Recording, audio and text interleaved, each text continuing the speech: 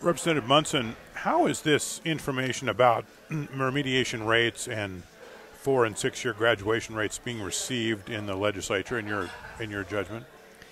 Well, I think our eyes are being opened. We kind of suspected that we were not having enough kids take high enough or heavy enough load, and honestly, for a lot of years, K-12, which is my background, we have been kind of butting heads, I think, sometimes with higher ed, and higher ed is pointing your job. You're sending too many kids out with not prepared for college, not enough math especially. And, I think we've, in the legislature, taken that to heart over the years. We've increased the rigor that we have required now, more math, more higher level courses, more credits to graduate from high school. Completely, this is kind of a evolution that we've been going through, but it wasn't too many years ago. It was like 16 credits to graduate from high school. And then it went up to 18 and, on, and now we're up into the 20s. And many schools, many high schools are requiring more than the state average or state minimum for graduation credit. So I think we're going to see some of this remedial change a little bit.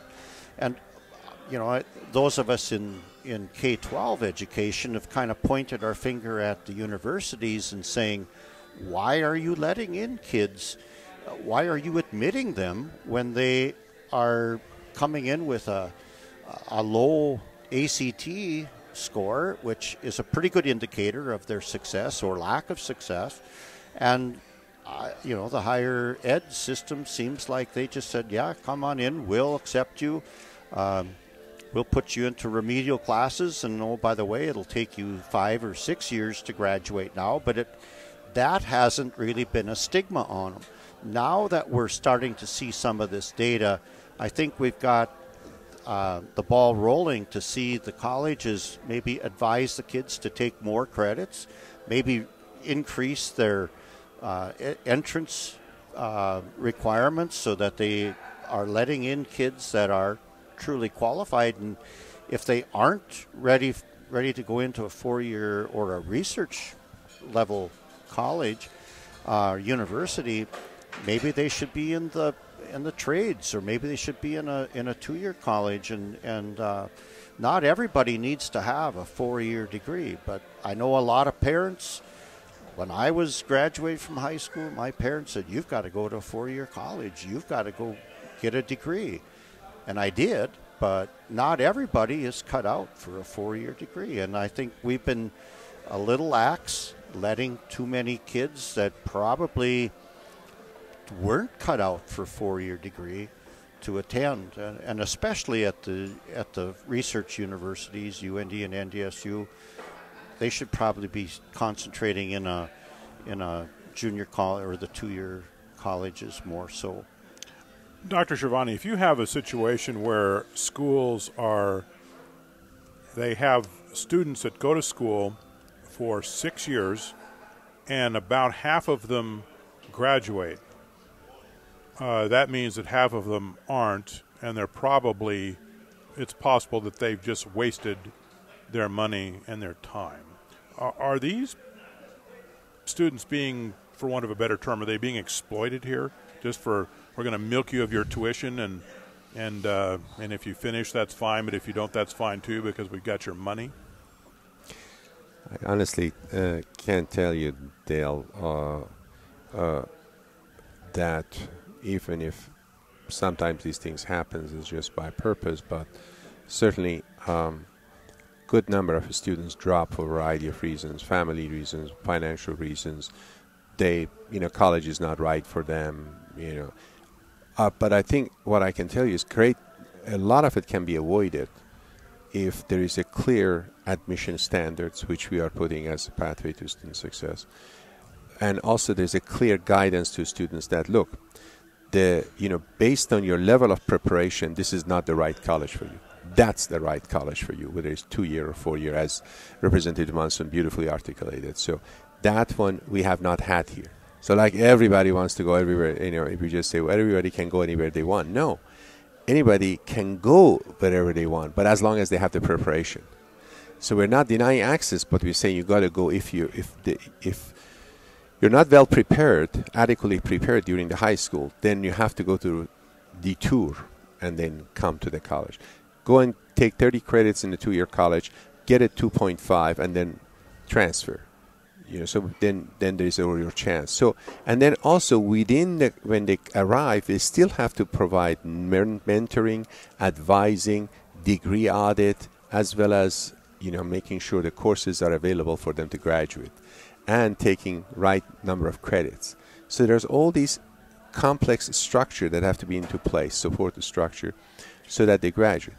I wanted to also add one point to Representative Monson's beautiful statement, is that the reality is that we are a small state. We are a larger state geographically, a smaller population.